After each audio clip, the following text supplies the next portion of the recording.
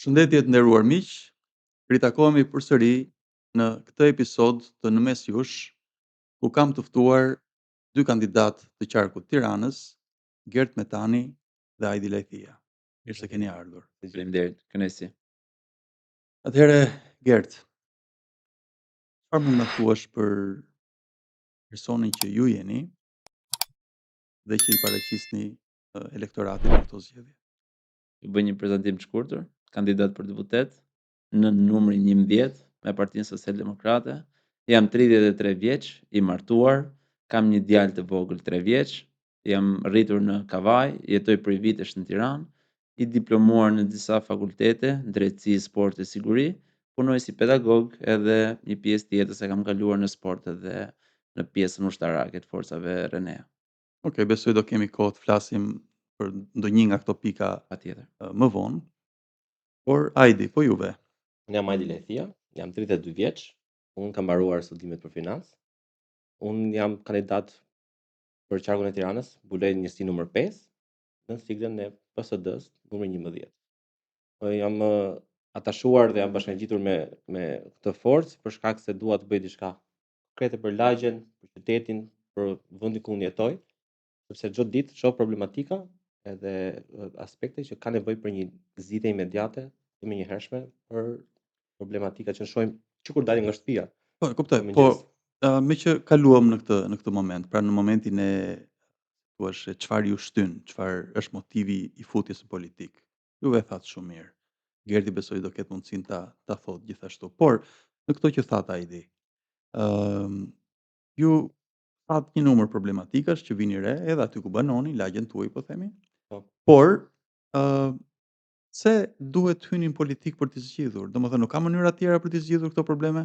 Unë mendoj Organizime po themi komunitare, vullnetare ose peticione, Shoqërisë pse civile. jo? unë mendoj që Se mendoj që është një gjë që duhet Patjetër, qartësuar, pra, patjetër. se njerëzit ndonjëherë thonë këta në politikë hyjnë për veten e tyre, s'hyjnë për ne. kjo është e vërtet. Ndodh, kjo është ky lloj perceptimi për së larti. Unë nuk e mendoj që është treguar mjaftueshëm nga shoqëria civile një lloj aktivizimi për të problematikat dhe po ashtu unë kam ndjerë nevojë personale të ndihemi përfaqësuar nga politika. Mhm.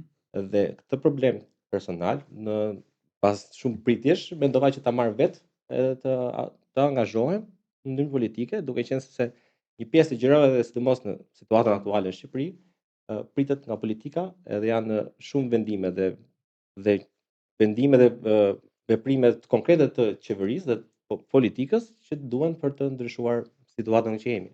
Mm. Shoqëria civile ka rol shumë të rëndësishëm, rolin e saj. Unë jam munduar ta angazhohem dhe nuk kam parë një lloj potenciali të madh. Njerëzit janë më shumë në nevojën e tyre të përditshme për të mbijetuar, për të zgjidhur hallet, i largohen shumë kësaj pjese, se duket sikur i duket më largët për të zgjidhur, duke qenë duke bashkuar me njëri tjetrin. Dhe mendova që këtë gjë ta sjell në politikë. Jo kuptoj. Për të plotësuar diçka të shoqëria civile, duke qenë se unë vi gati nga shoqëria civile, këto 4 vitet e fundit si pedagog, kam qenë aktiv, kam themeluar një klub libri, jam marrë me nisma për të rinj, të ekspozita pikture, më shumë në Kavaj, po edhe në Tiranë me disa që kanë bën me politikën, sondazhe, dimese të caktuara. Dhe duhet thënë që shoqëria civile patjetër është aktive, ne kemi grupime të ndryshme që lobojnë fort, i mbrojnë kauzat. Unë dhe Ajdi sot jemi të ftuar edhe miq të një grupimi të shoqërisë civile që do të protestojnë dhe do të çojnë zërin lart për një ndërtim që rrezikon banorët e disa pallateve ekzistuese në zonën e njësisë 5 aty. Dhe pa diskutim nga shoqëria civile shumë gjëra mund të bëhen dhe pa shoqëri civile nuk konceptohet një shtet, një formacion shtetëror politik. Por duhet thënë që kur vjen puna për të kontribuar realisht, parlamenti është vendimarrës. Momentin që ne nuk kemi referendum, pra drejtën për të çuar përpara. Ligjet aktuale e vështirësojnë njerëzisht shumë. E drejta protestës, miratimi i ligjeve të caktuara, lobimi ose ti jesh pjesë e komisioneve për edukimin, për politika shëndetësore, vjen vetëm në parlament. Duke qenë se jemi një shtet me 3 sisteme legjislativ, ekzekutiv dhe gjyqësor, pa diskutim që duke qenë atje mund të bësh impakt real për të ndryshuar diçka. Kështu e mendoj unë. kontributin politik. Pra me patjetër duhet merresh që të veprosh edhe të ndryshosh. Me qartë. Po mirë, me që arritëm në këtë pikë, tek politika, tek domosdoshmëria për tu marrë me politikë, për të hyrë në politikë. Nëse duam të bëjmë ca ndërhyrje ose ndryshime që janë vendimtare, qoftë edhe në shkallë të vogël, po edhe në shkallë më të gjerë, pra për gjithë vendin tonë. Çfarë është politika për ju? Ishte ajo për të vazhduar fjalinë që tha dhe Gerti, është pikërisht ajo prekja, ajo finalizimi i problemeve të ardhur nga shoqëria civile. Duhet ajo leva, masha që duhet për të zgjidhur këto në institucionet shtetërore, në politikë, në kuvend, parlament. Kjo është ajo, domethënë zëri i njerëzve, zëri i popullit, të dëgjohet edhe të merren vendime, meqense nuk kemi as referendumet, të jenë të jetë një mashë, të jetë një metodë për të arritur këto Po mirë, zgjidhje imediate. kjo ndoshta është politika e mirë. Po unë po ju pyesja çfarë është politika, por se ka dhe politikë të keqe apo jo? Patjetër. Po unë fokus e kam te politika e mirë. Domethënë, unë dua të sjell politikën e mirë. Duke qenë sepse e shoh që ka dështuar, le të themi përgjithsisht gjatë këtij 30 vjeçari që nuk ka patur një politikë të mirë. Përderisa ne vazhdojmë edhe lëvizim, por nuk po ecim përpara, vazhdojmë të rrim në vend dhe nuk po zgjidhim ca gjëra që janë shumë esenciale, janë në përditshmërinë tonë, janë shumë të rëndësishme dhe elementare fare dhe nuk mundem t'i japim zgjidhje. Kështu që ndaj mendova për politikën e mirë, nuk kisha qëllim. Po mirë, janë të pazgjidhura edhe në ju gjykoni edhe në kryeqytet, sepse unë e kuptoj që në shumë rajone të ndryshme të vendit kur ne shohim tokat lëna pa punuar, fshatra edhe qytete të vogla që mezi gjen ndonjë njeri për të këmbyer dy fjalë për të pirë një kafe. Është vërtet. Ne shohim për shembull ecën po të bësh një rrugë, unë e kam përjetuar vetë që për shembull duke udhëtuar nga themi nga Tirana drejt Vlorës, për shembull. Mund të vësh re që nuk nxjerr asgjë tym. Anës rrugës ka, po themi, disa sipërmarrje, ndoshta Po që nuk prodhojnë. Po që nuk prodhojnë Thjesht montojnë. Nuk është se janë pro tymit, të kuptojmë, se i bie të ndoshta Tymi simbolizon atë tymi simbolizon e papatit, prodhimin, diçka me vlerë që krijohet. Pikërisht. Pra, është një gjendje që të pikëllon në një farë mënyrë. Por në Tiranë ne perceptimi është sikur disa probleme duhet ishin zgjidhur sepse është kryeqyteti, supozohet të ketë më shumë përpjekje, më shumë vëmendje, mirë po ju po flisni prapë për probleme bazike. Pikërisht kjo, shumë ishte mirë kjo metafora e tymit. Ishte vërtet në Tiranë e shoh, meqense unë banoj aty, edhe unë për fat jam në njësi numër 5, e cila ndoshta nuk ka problematika të ndonjë njësi njësi tjetër të Tiranës, por problematika që unë shoh në Tiranë, bashkangjitur me muhabetin e tymit në autostradë është se jemi një shoqëri konsumi, jo dhe prodhimi. Dhe Tirana lëviz gjithkohës, por nuk duket që ecën përpara. Dhe fakti që domthonë kjo gjë vjet re në të gjitha nismat në bizneset që hapen dhe mbyllen, janë të gjitha bizneset konsumi dhe jo prodhimi. Dhe nëse do ishte fokusi ndoshta nga qeveria, nga politika në prodhim, do ishte mundur që në autostradë do shihet tym që në Tiranë të bashkëvepronin dhe produktet ndoshta lokale, prodhimet të vinin në Tiranë në efekt zinxhir, që mos ishte vetëm thjesht një shoqëri konsumi. Ne më shumë harxojmë kohë në trafik, në kafene, ka më shumë kafene, bakery se sa biblioteka apo vende pune, edhe këto janë problematika që i hasim. Mund ta plotësoj me disa shembuj konkret. Duke që unë tani sapo vi nga terreni, pjesa e njësisë 3, zona Xhamllikut, Porcelani deri lart te Fresku. Edhe kush janë problematikat? Pra ne themi Tirana duhet të kishte zgjidhur, marrim transportin publik.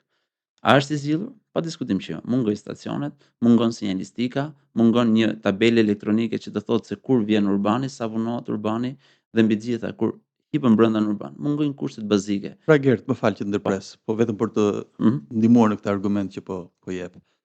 Pra, unë mbaj mend në fushatën e 2023-shit, pra për zgjedhjet autobusat elektrik. Jo këtë. Autobus falas, pra transport publik falas. A mendon që do ishte kjo zgjidhja? Unë nuk mendoj se duhet ishte falas, por unë mendoj se kjo që është duhet ishte e mirë rregulluar, që do të thotë, këto që janë me këto kosto, pra një bilet nuk është se kushton shumë, por një abonet duhet jepet pa diskutim tek të gjithë studentët dhe të gjithë personat në nevojë apo kategorinë e pensionistëve.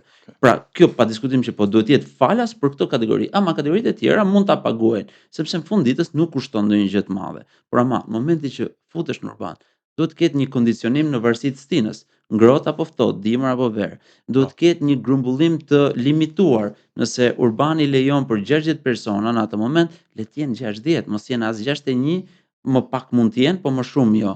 Pra kjo është ideja e një sistemi që funksionon. Un kam bërë dhe një material që do ta postoj në ato shtëpitë mia virtuale këtë ditë, që flet pikërisht për transportin publik në Tiranë. Dhe nuk është vetëm këtu, ka të bëjë dhe me taksit.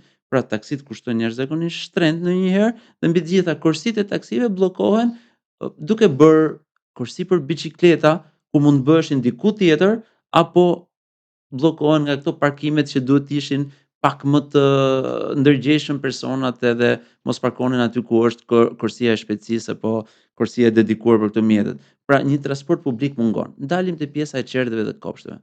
Kam rastin e një personi që më kontakton vazhdimisht dhe që prej muajit nëntor, dhjetor dëshiron të çojë djalin e vet që është i vogël në çerdhe, por ama çerdhja e Laprakës i thotë që ne i kemi vendet e plotësuara.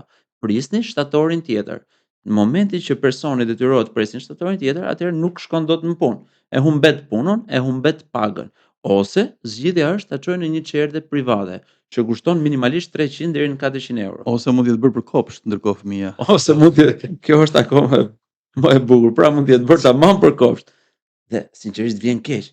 Por çfarë mungon? Mungon një vend. Po në momentin që ti lexon statistikat e lindshmërisë, atëherë zgjeroje çerdhen.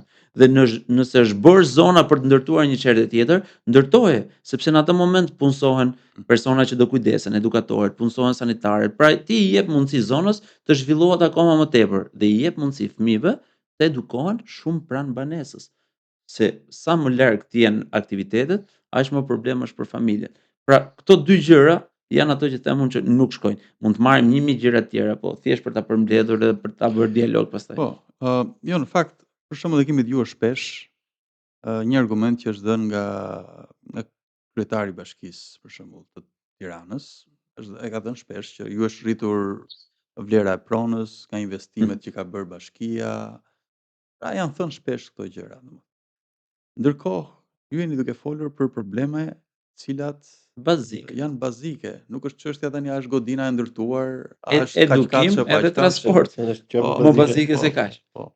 Plus gjelbërimi, kanalizimet, Ka Tirana gjelbërim? ndriçimi, të gjitha këto, siç na raportohen apo jo nga shumë qytetar, janë ende problematike pra. Në kryeqytet po flasim, jo më pastaj në Unë të thash në njësinë time, njësinë numër 5, te hyrja e pallatit, unë shoh shpesh herë në mëngjes, dal për në punë dhe shoh moshën e tretë, të cilët marrin stola nga shtëpia, i vendosin, i vendosin bën një biznesi që ka investuar ai në atë segmentin, edhe ulën aty dhe shojnë rrezet e diellit dhe nuk kanë një stol, një tulishte, një park, është fare e pa organizuar.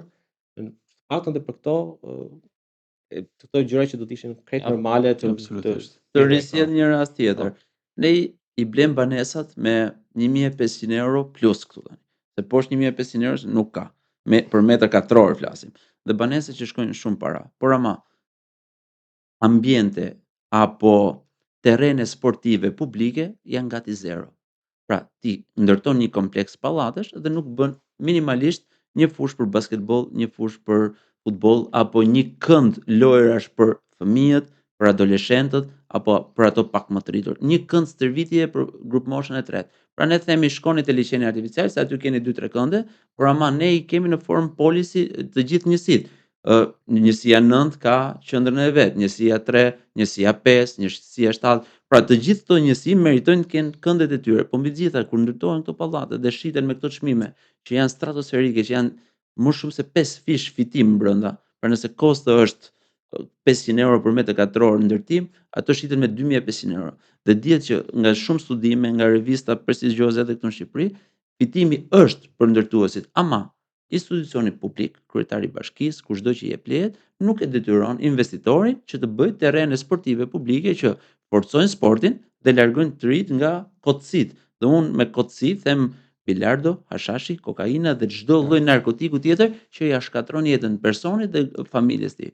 Pra zero investime te këto terrene, gjelbrime, stola apo Mm. mini parqe, se s'po themi mini parqe se mini parqe. s'po kemi më terrene për parqe, po mini parqe. Mirë, shikoni, unë po shoh që juve jo se dyshoja për këtë se e dija, po shoh që keni një njohje thuajse në detaje pra të problemeve të qytetit Tiranës, po edhe më gjerë. Megjithatë, pra pyetja do mbetej. Pse nuk pra ju do ishit kandidat po themi për këshillin ose për kryetar bashkie të Tiranës shumë të përgatitur. Sepse këto janë problematika që duhet i njohë një vendimmarrës në këtë nivel, pra nivelin lokal. Mirë, po ju po kandidoni post tjetër, pra për parlamentin e Shqipërisë. Pra si lidhen këto bashkë? Si shikoni të lidhura? Pra këtë njohje dhe ndjeshmëri të detajuar që keni pra ndaj problemeve më të imta të qytetit. A mund ta nis me lejen Po, tënde? Ndërkohë që se- po kandidoni për një se- post tjetër, një zyrë tjetër e cila bën atë legjislativin, pra vendos rregullat e lojës po themi për më gjerë, në mënyrë pak më abstrakte po themi. U kanalizua biseda drejt problematikës së Tiranës dhe grup moshave Po. caktuara. Këto dhe pa diskutim ne folëm se i njohim. Ajdi jeton prej vitesh, është rritur këtu, unë jetoj për 15 vitesh, por ama jam shpërndar në shumë drejtime, duke qenë se jam dhe familjar, njoh edhe disa aspekte tjera e qytetit. Por si e mendoj unë çështjen e parlamentit dhe pse jo në këshillat bashkiake, që janë shumë të mirë, por duhet të thënë që për mua është sfida e parë në politikë dhe e kam nisur në këtë moment që është çështja e votimeve për parlamentin. Por si e mendoj? Unë mendoj që ndarja në qarqe, pra ky sistemi elektoral që ne kemi, është një idiotësi e madhe. Detyron Gertin që të kandidojë për Kavajën, për Vorën, për Rrogozhinën, për Kamzën dhe për Tiranën. Me votat e këtij qarku Gerti mund zgjidhet deputet. Po ose jo varësisht të qartë. Por ama kur shkon në parlament, Gerti voton ligje për rendin, voton ligje për ekonominë, voton ligje për bujqësinë dhe Gertit gjatë gjithë legjislaturës 4 vjeçare nuk i kërkohet të raportojë për problematikat e qarkut, të raportojë për Kavajën, të raportojë për terrenet sportive në Tiranë, të raportojë ndjes për Kamzën apo për çdo qytet që ka përfaqësuar apo ka marrë votat dhe ka dalë nga aty. Pra bie poshtë me të mbaruar zgjedhjet, bie poshtë koncepti i qarkut. Unë mendoj që duhet të jetë ai kombëtar i famshëm që ti mund të marrësh vota dhe nga Saranda, dhe nga Shkodra, dhe nga Durrësi, dhe nga Tirana, nëse vizioni yt, nëse plani yt, nëse programi yt, nëse ti si individ premton që kur shkosh në atë komisionin e edukimit, atë komisionin e ligjeve, do të çosh përpara ligje dhe nisma që i shërbejnë Shqipërisë. Dhe me këtë duhet ta mbyll me pjesën e faktit që është realisht e pakonceptueshme që të kandidosh për qarkun dhe nga momenti që lexohen votat ti nuk ke më lidhje me qarkun. Shkon apo nuk shkon është çështje jote personale për të fituar ose jo mandatin e dytë e të tretë, por vetëm kaq. Në parlamentin nuk ka asnjë lloj dispozite që të thotë ti zotëri i dashur fitove votat e qarkut, hajde jep llogari ç'po bën për qarkun. Dhe këtë nuk e bën. Dhe kjo është një tip gjysmënisme e imja që pse jo këtë sistem që kemi ta ndryshojmë. Sepse pse të më penalizosh mua se nuk do të më votojë një qytetar i Kamzës se nuk kupton vizionin tim apo nuk kupton idetë e mia apo se unë nuk i qasem dot për arsye infrastrukturore, pra financimi nuk mund shkoj, nuk mund lëviz, kur idetë e mia mund t'i përkraj kushdo që është në Librash, kushdo që është në Lezhë, kushdo që është në Sarandë apo në Dibër. Këtë kisha për sa i përket angazhimit dhe pa diskutim që edhe angazhimi në bashki është shumë i mirë, edhe pse jo në të ardhmen mund ta konsiderojmë. Unë nuk e heq asnjë presje çfarë diskutoi Gerti. Jam dakord me perceptimin që në Këshill Bashkiak, me që folëm për qarkun e Tiranës, mund të kemi një lidhje më të drejtë për drejtë me problematikat që shtruam. Po unë mendoj që është një efekt zinxhir dhe problemet që unë shoh për ditë aty janë efekt zinxhir edhe të vendimeve të marra në qeveri. Domethënë ato janë si reflektim i gabimeve ose mosmarrjes vendimeve në momentin e duhur. Dhe në Tiranë ne i shohim dhe është më e lehtë për ne të ta komunikojmë me njëri tjetrin, është më e lehtë për ta prekur si çështje. Ajo që unë diskutova për punën e parqeve, mini parqeve që drejt për drejt ka lidhje me bashkinë, Këshillin Bashkiak, për infrastrukturën e krijuar nga ata, ka dhe një element mbrapa që është elementi që u diskutua edhe pak më parë me pjesën e çmimit të shtëpive, të banesave, të cilat kanë një efekt në vendimet ekonomike të qeverisë, ndikojnë në mënyrë të drejtë për drejtë edhe indirekte në mirëqenien e të gjithë ne, të gjithë njerëzve që banojnë në Tiranë, por jo vetëm, por meqenëse unë jam i qarku Tiranës, hapa problematikat që i shoh aty, që vi si pasojë të mosmarrjes së vendimeve të mira, hapjes së parqeve, bibliotekave, aktiviteteve sportive, të cilat nëse merr një vendim madhor në qeveri, mund të sjellin përfitime edhe këto të voglat që ne i diskutuam pak më parë. Qartë. Okej, ju keni shkuar në terren, keni takuar njerëz dhe po vini këtu në këtë podcast, ndoshta mund na thoni diçka lidhur me një pyetje që kam. Sa kushton vota? Jo. Këtë pyetje mund ta kenë njerëz të ndryshëm, po jo unë. Jo, nuk e kam këtë pyetje. As nuk e marr fare në konsiderat. Por, sa indiferent janë shqiptarët ndaj politikës? Edhe një herë, kur them ndaj politikës, në mënyrën se si ju e konceptoni politikën. Sepse ajo që ju e thoni me shaka sa kushton vota, ndoshta s'janë indiferent në këtë kuptim, pra duan të dinë çmimin. Kjo realisht është një pyetje që gazetarët dhe studiuesit këtë ditë e bëjnë. Pra mbrëm kam qenë me një studiues të shkencave politike, i cili më pyeste po sa kushton vota në treg. Dhe për fat keq e dim që vota edhe blihet. Dhe dikush e blen më shumë, dikush e blen më pak, dikush e blen me licencë, dikush e blen me grant, dikush e blen me presion. Dhe ne jetojmë në Shqipëri dhe sa më transparent jemi, aq më shumë e luftojmë këtë fenomen. Dhe kur disa miq të mi nga qendresa qytetare, një organizëm shumë pro shoqërisë civile dhe kauzave bën këto promot e famshme, i them që ndoshta ju harxhoni kohën kot, sepse materialet tuaja i shohim ne, po pa diskutim ne nuk jemi as ata që blem, as ata që shesim votë, po duhet i qaseni një kategori tjetër, e cila nuk është e updetuar me materialet që i hidhni me website-in tuaj, pra duhet shkoni në një tjetër mënyrë atje, që realisht ti shokoni, ti trondisni dhe ti thoni që ka dispozita që e dënojnë blerjen e votës dhe favorizimin e votës dhe tregimin e votës dhe fotografimin e votës dhe gjithçka tjetër. Edhe kjo është ideja për sa i përket kësaj pyetjes që unë e thash me shaka, por që ekziston realisht. Ajo në terren, kjo gjë në terren na ka bërë që ne si kandidat së bashku të partia jon të ngjajmë si jashtë sistemit, sepse vjen gjithmonë pyetja sa ofroni.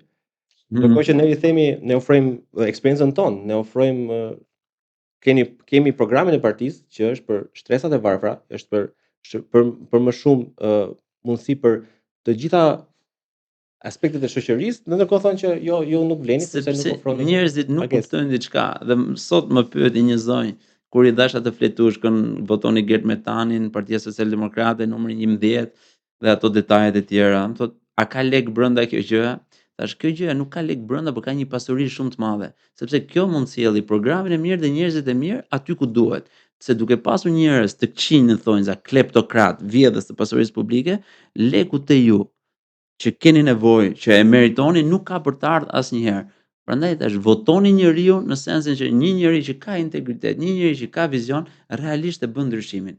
Se ne këtë ndryshim e kemi parë kudo, me njerëz që kanë qenë sipërmarrës në botë, pra një Henry Ford që revolucionizoi makinat, një Steve Jobs që rikonceptoi smartphone-in dhe e solli në një formë që sot kemi një mjet që është multifunksional, apo një vizionar të tjerë që si Nelson Mandela apo Gandhi që bën reforma për vendin e tyre, edhe pas një vudhje të madhe. Këto njerëz ndonjëherë e shmangin dhe thonë që, shiko, ne jemi pragmatistë. Çfarë fitojmë sot? Dhe këtu dalim te ajo pyetje që si e shikojmë ne, si e shikojnë ato dhe e shikojnë edhe me mosbesim. Po mirë, a mund të vësh faj në fakt, sepse kam 30 e ca vjet që kanë dëgjuar të njëjtat premtime nga të njëjtët njerëz për më tepër, dhe që nuk i kanë bërë. Shumë e vërtet. Pra ne jemi sot duke folur akoma për probleme bazike në Tiranë. Imagjinoni pastaj në Shqipëri më gjerë. I kam thënë gazetarëve në një emision diçka. Njerëzit janë bërë cinik pra. Ndër dëmet më të mëdha që kanë bërë politikanët e rinj në Shqipëri, si Edi Rama nga 98-a kur erdhi, Erion Veliaj nga viti kur erdhi, Basha kur erdhi me të rinjtë e kopit në Partinë Demokratike. Po marr këto si tre elementë që realisht kanë pas poste dhe kanë ndikuar, është gënjim i madh që kanë sjell sepse erdhën si njerëz idealist, erdhën si njerëz rebel, erdhën si njerëz që do të ishin pro nismave qytetare, në fund përfunduan në prokurori, në institucionet e paraburgimit dhe të kritikuar për 1000 gjëra të tjera, 1000 probleme, disa nga problemet të cilat ne i folëm tani. Pra, dëmi më i madh është që kanë ndjekur kartën e të riut që do të sjellë shpresë, e të riut që ka idealizëm, e të riut që thotë që un kam punuar me integritet në punët e mia paraardhëse dhe normalisht dhe në këtë punë do punoj me integritet. Dhe un shumicën e rasteve kur më kritikojnë dhe më thënë, "Ok, edhe ti je si gjithë tjerët", i them që jo. Un kur gjykoja ndeshjet në Federatën Shqiptare të Futbollit nuk kisha si gjithë tjerët. Nuk jam paguar dhe nuk kam marrë rushfete pavarësisht se kush përplasej atje në fushën e futbollit. Kur shkova në policinë e shtetit dhe punova në forcat RNA, nuk kam bërë dekonspirime apo telefonata që të më pasuronin xhepin dhe të varfëronin aksionet e policisë dhe ekipit tim. Dhe tani si pedagog i kam thënë, hajde pyesni, a i jap unë leksionin siç duhet, a marr para për mënyrën se si funksionoj, apo jam ai personi që bën mësimin siç duhet bërë dhe qëndron korrekt dhe ka një strukturë, një kolon me studentët. Gert, dakor, po Nga një background. e kuptoj, po mund të thonë kështu ama. Po ti s'ke rregulluar veten tënde, si do na rregullosh? Po, absolutisht që unë kam rregulluar veten time. Pra unë i them, unë jam njeriu më i rregulluar i mundshëm. Dhe i them, unë po dua t'ju rregulloj ju siç kam rregulluar veten. Pra unë sot jam i martuar, lumturisht i martuar me një djalë 3 vjeç që shijoj kohë pafund me të. Këtë familjen që unë e ndërtova dhe ky ndërtim ka ardhur prej gati 15 vitesh ndjes, që nga viti 2009 me bashkëshorten time, që fëmijë jemi rritur bashkë, kemi investuar në një pronë bashkë, pra kemi blerë një shtëpi të dy, kemi bërë çunin që është magjia jon. Unë jam shkolluar në gati 4 universitete, pra dhe thash 5 vite sporte, 5 vite drejtësi, 1 vit akademinë e policisë, 1 vit avokatin, tani po bëj doktoraturën. Pse nuk jam i rregulluar? Domethënë jam ndër njerëzit besoj më të arsimuar në vend me kaq Jo nuk vite. besoj e kuptova pyetjen time. Për shembull, kur ti shkon i takon këta njerëz, dhe e njëjta pyetje është Po. për Ajdin. Ku diun, shkon me një makinë luksoze, Absolutisht jo. shkon në biçikletë, Shkoj me një shkon në këmbë, me shkon një në Opel autobus. Corsa që harxhon minimalisht dhe i them, unë jam marrë gjatë jetës time me diploma, me libra, me certifikata. Kam dije, kam vizion për të bërë diçka, ama nuk kam bërë pasuri që nuk më ka takuar. Nuk jam marrë me sipërmarrje, unë besoj shumë dhe e përkras sipërmarrjen dhe të gjithë ato njerëz që merren me biznes në rrethin tim shoqëror i komplimentoj. Unë kam vendosur të zgjedh një rrugë tjetër që është rruga e dijes. Dhe për rrugën e dijes aty kam kompleks inferioriteti kur dikush di më shumë se unë, flet më shumë thuaj se unë. Për sa i përket pasurisë, unë kam një pasuri modeste që e kam vënë bashkë me bashkëshorten time, por që unë jam lumturisht i kënaqur me këto kushte që kam krijuar, sepse përveç 2 parave më shumë llogarinë bankare, do më vriste fakti i 2-3 artikujve më shumë në Google që thonë që Gerti është një prestanome, Gerti është një tenderxhi, Gerti është një investitor strategjik, por që s'ka asgjë vetat si kanë të tjerët. Për këto pjesë jam rregull dhe në këtë mënyrë Ajde, e shes me këtë gjë. biçikletë? Jo, në këmbë në njësinë time unë aty banoj dhe kam shumë kollaj ta menaxhoj në mënyrë logjistike në këmbë të gjithë njësinë. Po. Edhe për çështjen e fitnessit, se duke që ndetur me Gertin na ka ndikuar në mbajtjen e trupit në formë, po unë kisha një pyetje në lidhje me faktin a është i realizuar apo jo Gerti, dhe sa e shohim aktualisht të mundshme që të rinjt, sepse unë nuk kam i martuar, të vendosin të bëjmë të njëjtën zgjedhje. Nxitose është zgjedhja më e mirë. Dakor, janë mundësitë, prandaj janë mundësitë tashmë janë shumuar, pra unë shoh shumë njerëz në rrethin tim shoqëror Që e shtyn këtë që proces. e shtyn këtë proces për hir të çmimeve të larta të banesave, për Rritjes së pas- fëmijës, pas sigurisë në për Patjetër. çertet që folën pak më parë, pra janë shumë element që i tremb edhe i step që të marrin të vendime që para 15 vitesh ti e ke.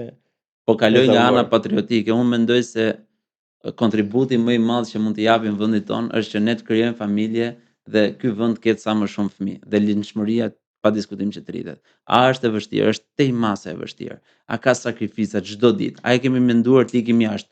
Plot herë kemi diskutuar pse mos emigrojmë në Kanada ku janë miq tan, pse mos emigrojmë në Suedi ku janë kushërinë tan, pse mos emigrojmë në Gjermani ku kanë ikur njerëzit e rrethit ton shoqëror. Por ama kemi vendosur të jemi këtu se jemi më afër prindërve dhe më afër njerëzve që flasin gjuhën tonë edhe njohin hallet tona.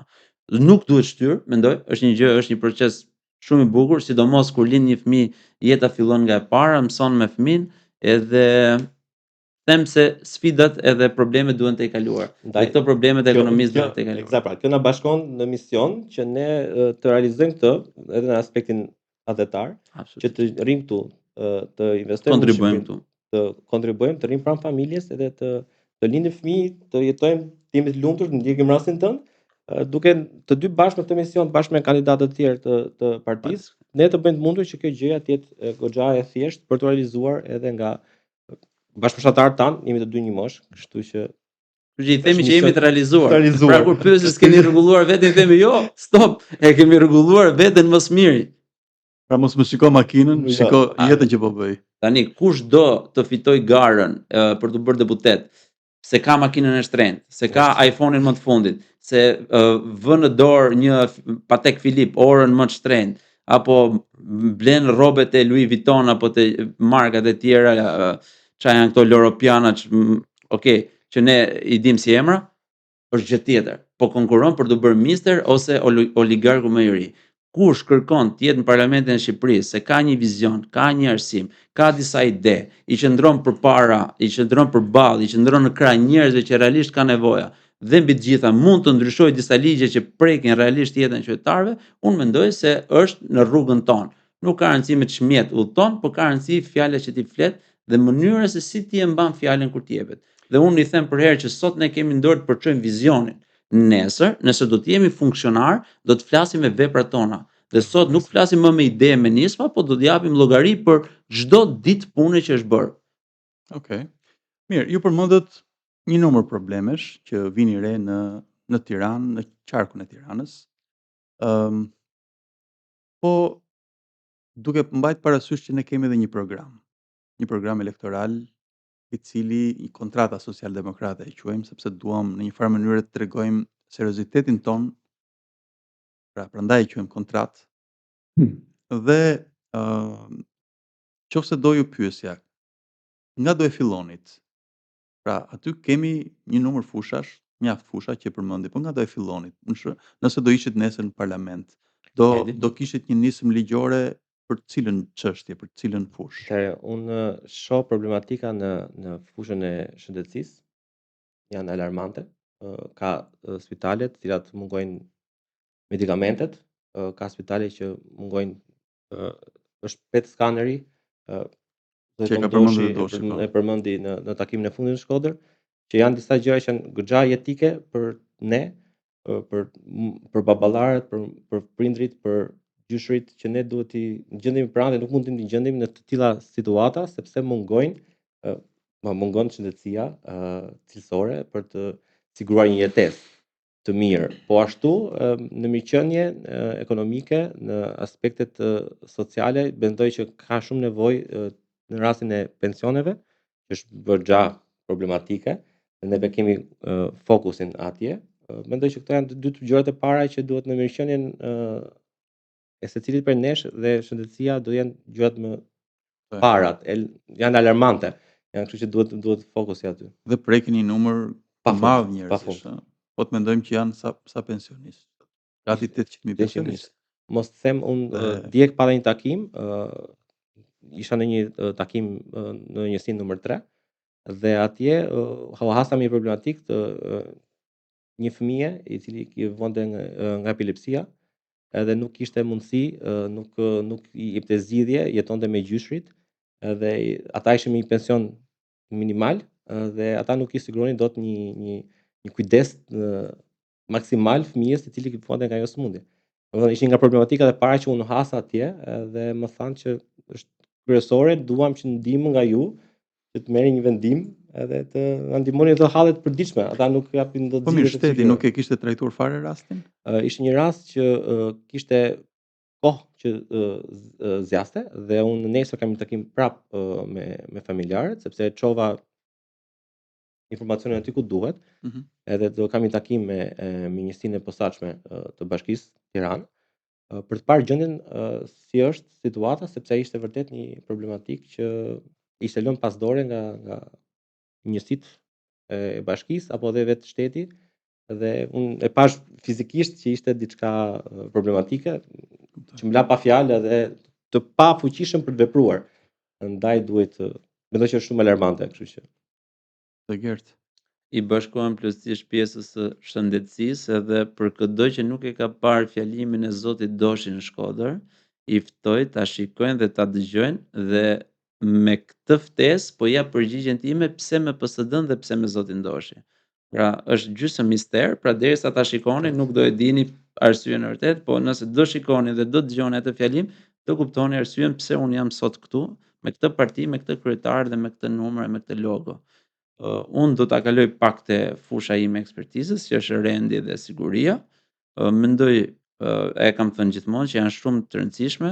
Mund të kesh shëndet, por nëse nuk ke siguri, jeta të shëmzohet me zero. Mund të kesh ekonomi, por nëse nuk ke mbrojtje, jeta sërish të shëmzohet me zero. Ti nuk rrit dot fëmijën në një vend të sigurt.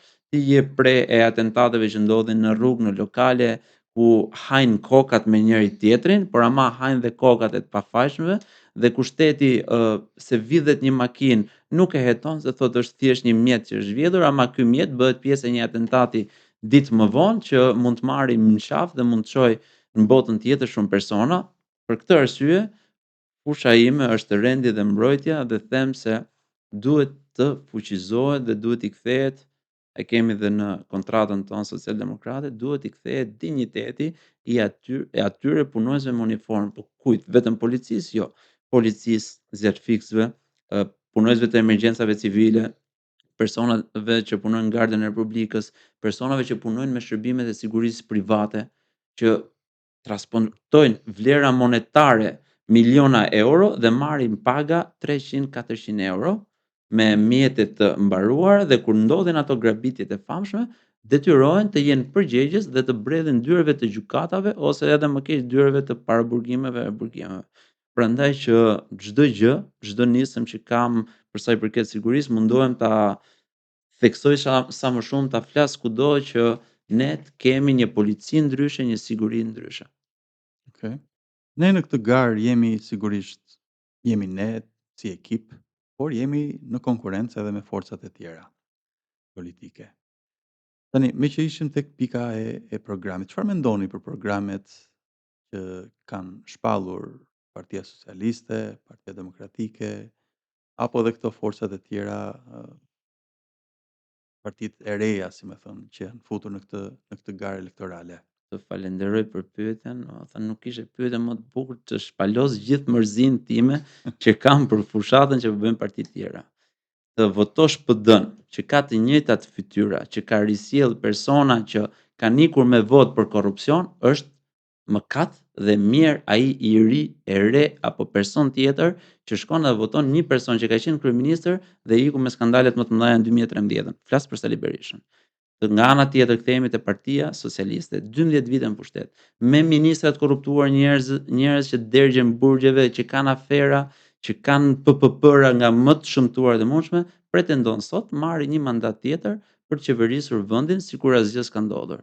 Flasim për programet. Programi i Partisë Demokratike, program nul, bosh, populist, duke thënë që do bëjmë këto ngritje, këto rritje, kur deri dje ishin ato që mundësisht kanë bërë të kundërtën dhe flasin edhe për disa rritje që nuk mund të realizohen nga ana matematikore, se ne kemi një buxhet caktuar, kemi sektor caktuar dhe të duhet paktën një 4 vjeçar që ti të strukturosh gjithë buxhetin e shtetit për të kaluar kostot. Flasim për Partinë Socialiste për programin One Man Show, del një person me kapele me syze, bën edhe Karagjozin, bën edhe personin që flet me gjuhë urrëtie, me gjuhë dhune, që është kryeministri i vendit, e Rama, që edhe emrin më vjen zot t'ja përmend se aq shumë mërzi ka shkaktuar në çdo sektor të mundshëm të vendit dhe pretendon që të çojë Shqipërinë në Bashkimin Evropian. Kur Bashkimi Evropian mund të jetë këtu, po të kemi një mirë administrim. Këto fonde që kemi, ti çojmë aty ku duhet, ne patjetër që do arrijmë një standard. Por ama pretendosh të sjellësh fondet e tyre që ti vjedhësh po ti me njerëzit e tu, kjo nuk është më integrim apo ç'mund ta quaj ai, megjithëse është një idiotësi vetë kjo puna e pasaportës, se nuk e ka në dorë as kryeministri as kush tjetër, por është një union atje që përcakton ecurinë ton, kapitujt se si janë plotësuar dhe na jep atë mundësinë. Që Shqipëria do futet në Bashkimin Evropian, patjetër që do futet, kur të ketë momentin e vet, po jo nga ky kryeminist dhe jo nga kjo mënyrë menaxhimi që është në Shqipëri.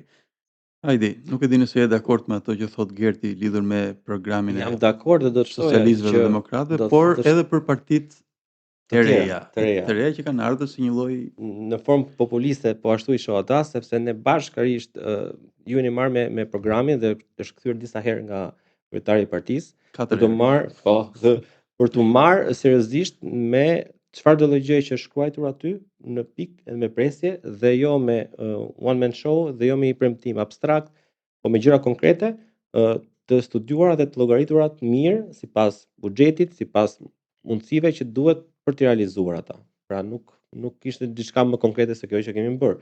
Ndërkohë që partitë e reja kanë ardhur dhe kanë ndjekur dhe ato këtë lloj si partitë e vjetra quhen të reja po me mendësi të vjetër premtimeve boshe dhe pa konkretizuara. Partitë e reja, nëse mund të flas një fjali me qenë se e mbajta Patjetër. vetëm te e majta dhe te e djatha tradicionale, kanë edhe këtë problemin tjetër. Pra, të ofrojnë ty një program sikur nesër do kenë qeverinë e vendit. Kërcet pak kjo gjëja, se pa diskutim ti nuk je provuar në asnjë garë. Dhe është gara e parë. Partia Socialdemokrate është parti parlamentare, po pretendon të ketë grupin parlamentar dhe prapë është e moderuar në programin që ofron dhe i jep pika kyçe që do të lobojë dhe do të ketë zërin e fortë për këto sektor, pra për fondet e mjekësisë, për pensionin, për ndihmën ekonomike, për medikamentet dhe e mban në këto sektor që thotë do jetë fokusi ynë. Ama partitë e tjera shikon flasin për akcizën, për rentën minerare, flasin për sportin, flasin për ekonominë. Ej, prit, nuk e dal një herë ngar, nuk e di në do të marrësh një deputet, jo të kesh një plan caktuar. Kanë edhe ato pretendimet e veta që nuk do ndihmojmë këtë, nuk do bëjmë koalicion me këtë, por ama gjitha janë në një retorik mendoj boshe, e vetmja gjë që i favorizon është karta e të qenit të paprovuar, në sensin që nuk kanë qenë atë gjë, nuk kanë kosto të mbajnë mbi supe dhe në krahasim me PD-n edhe me PS-n tradicionale, pa diskutim, këto e kanë fitoret tyre, por për sa i përket programit, mendoj që tupe e nis me këtë pjesën, bravo të qoftë që ke hartuar këtë lloj programi dhe partia të paktën na nxjerr aty në mes të njerëzve ball lart me një program që realisht është i fortë dhe bën sens dhe është i aplikueshëm mbi të gjitha. Gert, faleminderit për komplimentin, por sigurisht unë mund të kem pas rolin tim, por kjo ka qenë bashkëpunim me shumë njerëz, ekspert, qoftë ekonomistë, qoftë bujqësisë apo të fushave tjera që paraqiten në atë program. Secili ka dhënë kontributin e vet dhe ka qenë një punë goxha e gjatë. Pak kam përshtypjen ja një vit, se s'është se i kemi llogaritur, po ja një vit për të arritur te ky version që kemi dhe që është i besueshëm. Dhe kjo është çështja, të ishim të besueshëm për njerëzit I besueshëm, i aplikueshëm. dhe i aplikueshëm, patjetër. Por duke kaluar një hap më tutje, pra nga programi tek fushata. Pra ju po bëni fushat, siç po bëj edhe unë fundja në qarkun e Tiranës. Ndeshemi me njerëz cilët kanë halle konkrete, ndonjëherë personale, ndonjëherë familjare, ndonjëherë ndoshta edhe të lagjes apo por nga ana tjetër kemi programin i cili trajton politika që mund të ndërmarrim për të adresuar dhe përmirësuar gjendjen në fusha të ndryshme të realitetit tonë. Mirë, po kur ndeshesh me halle personale, a mund t'i japësh si zgjidhje, pra ti thuash atij njeriu që takon, qytetarit që takon, se ne kemi parashikuar në program këtë dhe nëse do kemi akses të kushtëzojmë qeverisjen, të marrim grup parlamentar, do ta zgjidhim ose do ta përmirësojmë këtë hallin. Për shembull thotë kemi legalizimin problem, ë? Ka pa legalizuar, ai mendon, Pafund. pra qytetari mendon që ka drejt ta ketë të legalizuar atë, ku diun, një kat apo diçka tjetër, një ndërtesë. Mirë, po nuk ka ndodhur për shumë e shumë kohë, që është turp i madh që nuk ka ndodhur. Por këtu jemi në këto kushte, pra të vjen me këtë hallin konkret, çfarë do i thuash? Do i thuash që ne kemi në kapitullin për pronën legalizimin e drejtë pa vonesë të çdo objekti që deri tani ka mbetur kështu. Pra këtë do i themi, a e bind kjo përgjigje? A kërkon këtë përgjigje? Pra në kuadër gjithmonë të fushatës, sepse fushata Drejt. bëhet për të fituar besimin e qytetarëve, sigurisht dhe votën e tyre. Por edhe ti për të çojmë ndjes, Po. e qytetarëve mesazhin e duhur, ç'është programi, ç'është kandidati, ç'është nesër deputeti. Programi është vizioni për të pasur një Shqipëri më të mirë me këto ndryshime. Ç'është kandidati? Është një person që ka vizionin e dur dhe ka mundësinë edhe ka forcën për të qëndruar pranë komunitetit dhe për të përfaqësuar zërin e tyre. Ç'është deputeti nesër? Është një njerëz që voton, çon kartonin për një ligj të caktuar, ka akses në komisionet, ka akses në nisjen përpara të shumë procedurave që ndihmojnë komunitetin. Por ama në program nuk flitet as për Librazhin, as për Kavajën, as për Lezhën, se nuk Normalisht. ka se si të flitet. Kto janë zgjedhjet përgjithshme. Duke qenë se unë vi nga Kavaja, besoj shikuesit e kanë kuptuar edhe nga kjo fanella e bukur e Besës Kavajës dhe nga numri 11 këtu. Të paktën ata që janë tifoz me Besën, se të tjerët nuk e dim. Atëherë po themi për gjithë kjo është fanella e ekipit tim të zemrës, ekip ku jam rritur Besës, kanë probleme të tipit një rrugë direkte me Tiranën. Se Kavaja asnjëherë s'e ka pasur. Kanë probleme të një teatri për fëmijë që të zhvillojë shfaqje sepse nuk kanë mundësi. I vetmi teatr kukullash në gjithë Shqipërinë ndodhet në Tiranë. Atëherë ne do t'i themi fëmijëve që për 2 orare që ka teatri kukullave, 2 të shtunën, 2 të dielën, hajdeni fëmijë nga gjithë Shqipëria, shpenzoni edhe një kusur me lekë aty që të shikoni këto shfaqje. Dhe ne nuk bëjmë teatro. Tani për këto nuk flet programi, për këtë flet vizioni i kandidatit. Për këtë flet kandidati edhe pas ditës votimeve. Se ne shpesh na pyesin, po mirë, ja nuk e fitove mandatin, ç'do të bësh? Pra është ego jote personale që e nise sot, nuk nxorre fitore, do e mbyllësh dhe hajde të shikojmë pas 4 vjetësh të gjesh një mekanizëm tjetër si ta marrësh mandatin? Jo, ne do të jemi aktiv, siç kemi qenë gjithmonë, pranë qytetarëve, me nisma, me shoqërinë civile, duke lobuar te deputet të ndryshëm që do të zgjidhen dhe pa diskutim, Partia Socialdemokrate do të ketë deputetet e saj dhe nëse Gerti nuk zgjidhet, do ketë mundësi akses me kolegët e ekipit që do të jenë atje në parlament për të lobuar dhe për të folur zërin e qytetarëve që ka nga zona. Pra përgjigjet janë fleksibël dhe janë në varësi të situatës për t'i bërë të kuptojnë që ndryshon programi, ndryshon partia, ndryshon filozofia. Por nëse votoni njeriu, nëse vjen i miri, do të vijë e mira. Okej. Shumë e qartë.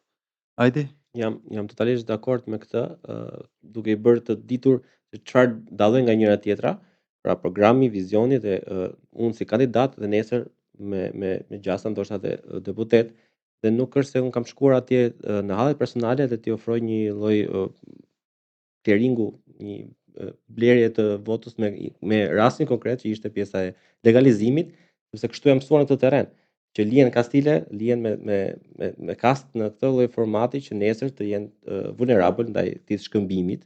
Ne kemi këtu për këtë shkëmbim. Ne jemi për të çuar misioni, për të treguar që jemi aty për të punuar, jo vetëm këto në fushatën zgjedhore, por për gjatë 4 viteve dhe duke lobuar edhe me bashkandidatët apo dhe deputetët e listës tonë që dalin në parlament. Okej, unë ju uroj para punës që të shkoni në parlament.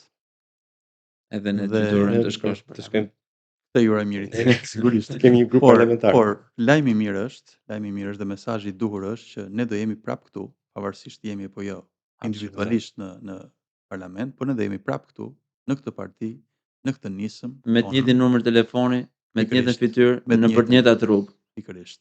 Kjo është ideja, pra që njerëzit që takojmë sot, që takojmë prapë dhe nesër, Po. përballemi me ta, jo të ndryshojmë rrugë siç bëjnë shumë Ndaj kandidatët e shumë partive ndaj kam tjera. vetëm një sin ku banoj. Që Pikërisht. mos i shmangem nesër Pikërisht. përgjithsisht që t'i shohim Kjo në sy është- siç e kam parë deri tani. Kjo është shumë e rëndësishme. Unë do ju ftoja që t'jepnit edhe një mesazh të fundit, pikërisht për ata njerëz që keni takuar ose do takoni gjatë kësaj fushate në terren, po që ta jepni nga podcasti ynë. Me kënaqësi. Meqense kam këtë librin e Shakespeare-it, që flet për historinë e Jules Cezarit, po e nis me mesazhin që transmeton ky libër. Kur pushteti bie në duart e gabuara, gjithçka shkon për dreq.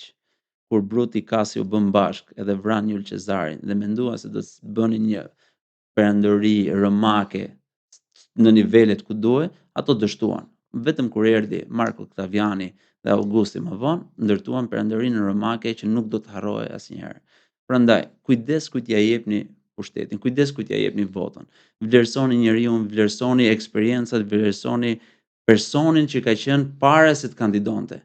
Fatkeqësisht, kushtetuta dhe kodi zgjedhor nuk kanë dispozita që t'i thonë dikujt që duhet kesh kaq vite eksperiencë pune, duhet jesh ky person. Kanë vetëm një klauzol ku thotë nëse voton, edhe mund të votohesh dhe mjafton mos kesh bërë ndonjë krim të rënd, se po patë bërë ca gjëra të lehta edhe t'i amnistojmë dhe hajde mund zgjidhesh. Prandaj njerëz, bëni studimin tuaj. Është vetëm një ditë, është vetëm një votë. Si çdo person që mund të hapi një biznes dhe bën studimin e tregut, bëni studimin e kandidatëve. Është e vërtetë që ka 539 kandidatë në qarkun e Tiranës, por ama personat që janë më pranë jush evidentohen dhe nëse keni 2, 3 apo më shumë, studiojeni këto kandidatë që në fund të vendosni për një njeri që do t'ju zbardh faqen dhe jo një njeri që do t'ju nxjijë jetën siç ju ka nxjerrë këto 35 vite. Hajde, Kartën mesazhi juaj. kartën e një romani Mahoqi Gerti.